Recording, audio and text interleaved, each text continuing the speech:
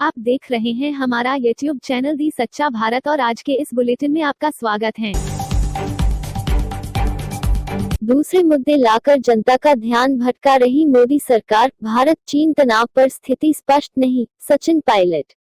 जयपुर, लद्दाख में वास्तविक नियंत्रण रेखा LAC पर चीन भारत के बीच तनाव जारी है। इस मुद्दे पर राजनीतिक बयानबाजी शुरू हो गई है। राहुल गांधी ने ट्वीट करके केंद्र की मोदी सरकार को आड़े हाथों लिया था।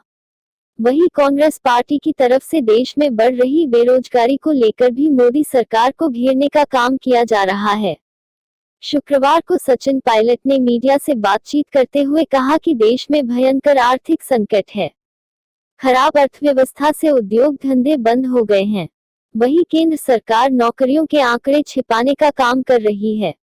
कांग्रेस पार्टी की तरफ से देश में बढ़ रही बेरोजगारी को लेकर भी मोदी सरकार को घेरने का काम किया जा रहा है। शुक्रवार को सचिन पायलट ने मीडिया से बातचीत करते हुए कहा कि देश में भयंकर आर्थिक संकट है। खराब अर्थव्यवस्था से उद्योग धंधे बंद हो गए हैं। वहीं केंद्र सरकार नौकरियों के आंकड़े छिपाने का काम कर रही है। सचिन पायलट ने केंद्र सरकार पर साधा निशाना। पायलट ने कहा कि जहां 2 करोड़ नौकरी देने की बात कही गई थी, वहां 2 करोड़ 10 लाख नौकरियां लोगों के हाथों से छीन ली गई है।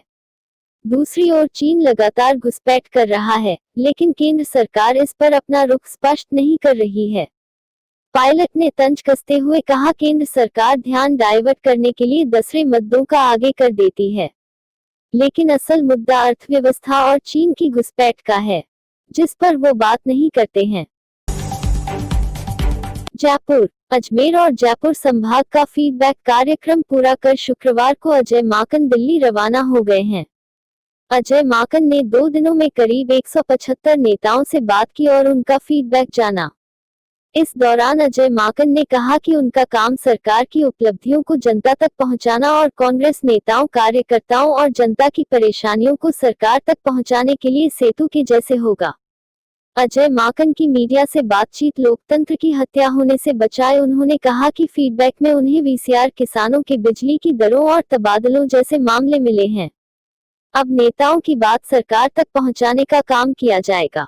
वहीं उन्होंने निर्दलीय और बसपा से कांग्रेस में आए विधायकों को लेकर कहा कि उन्होंने लोकतंत्र की हत्या होने से बचाई है, जिसे कांग्रेस पार्टी को कभी नहीं भूलना चाहिए।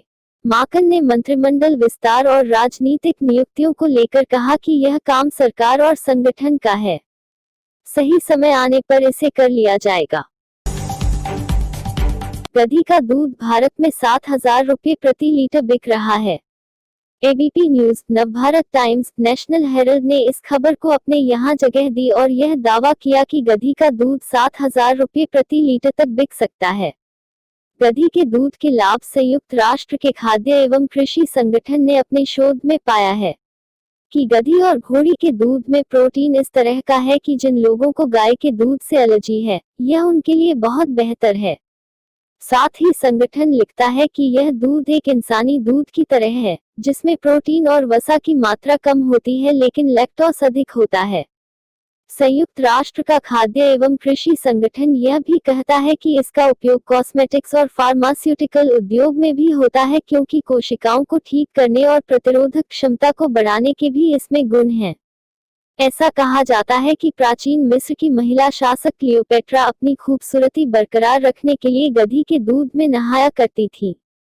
NRCE के पूर्व निदेशक डॉक्टर मुक्ति साधन बसु कहते हैं कि गधी के दूध के 2 प्रमुख लाभ पाए जाते हैं। पहला, यह महिला के दूध जैसा होता है, वहीं दूसरा, इसमें एंटी एजिंग, एंटीऑक्सीडेंट और रीजेनरेटिंग कंपाउंड्स होते हैं जो त्वचा को पोषण देने के अलावा उसे मुलायम बनाने में काम आते हैं। एक वृद्ध महिला जिसका चेहरा लटका हुआ, कमर आधी झुकी हुई, एकदम बेजान बदन, शरीर के हर अंग अंग में पड़ी झुर्रियां, ऐसी बेबस 90 साल की बुजुर्ग महिला के साथ एक हैवान ने 2 घंटे तक की दरिंदगी। नोच डाला, जगह जगह दांतों से काट डाला उस वृद्ध महिला का शरीर। प्रस्तुत है ऐसी दरिंदगी भरी दास्तान। दक्षिणी दिल्ली के बाहरी इलाके के इस गांव में एक अजीब सी उदासी है। महिलाओं के चेहरे पर खौफ साफ नजर आ रहा है। एक पुराने घर में गांव की सबसे बुजुर्ग महिला को घेर कर बैठी महिलाएं उनके दुख को बांटने की कोशिश कर रही हैं। झुकी हुई कमर, सूजा हुआ चेहरा, चोट के नीले निशान, सूखे होंठ, कांपते हाथ, जख्मों को छुपाने की नाकाम कोशिश करती झुर्रियां और रो रो कर सूख गई आंखें। उस बुजुर्ग के आंसू मेरी आंखों में उतर आए। किसी तरह अपनी सिसकियों को संभाल कर वो कहती हैं, उस दरिंदे को फांसी टूटनी चाहिए, इस उम्र में मेरा ये हाल किया है।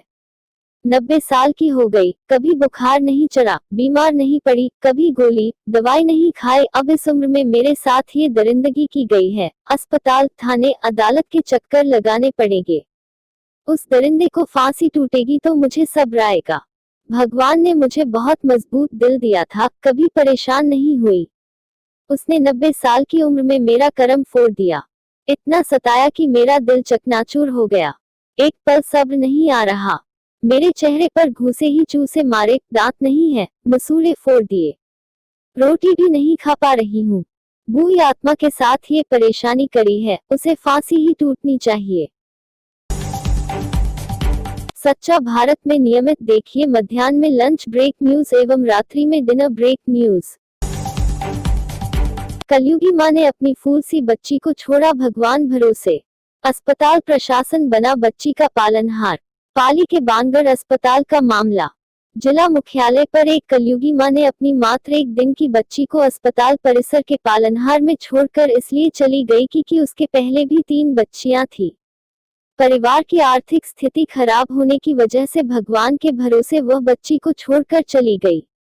अस्पताल प्रशासन जब इसकी जानकारी मिली तो बच्ची को अस्पताल में बच्चा वार्ड में लाकर इसका इलाज कर रहे हैं। बच्ची के डॉक्टर स्वर्णकार और चिकित्सा स्टाफ द्वारा उक्त बच्ची के माता को समझाने के बहुत प्रयास किए गए, परंतु वह नहीं मानी। लाख जतन करने के बाद भी वह बच्ची को साथ ले जाने राजी नहीं हुई। बच्ची को साथ ले जाने का इनकार करती रही। एक माँ का कलेजा अपनी जन्मी बच्ची के प्रति इतना कठोर कैसे हो गया, वह भी तो उसका ही अंश और खून थी। चिकित्सा विभाग ही अब इसका भगवान बना और अब इस बच्ची का उपचार एवं देखरेख चिकित्सा विभाग द्वारा की जा रही है। और ऐसे ही नए अपडेट पाने के लिए द सच्चा भारत चैनल को सब्सक्राइब कीजिए। धन्यवाद।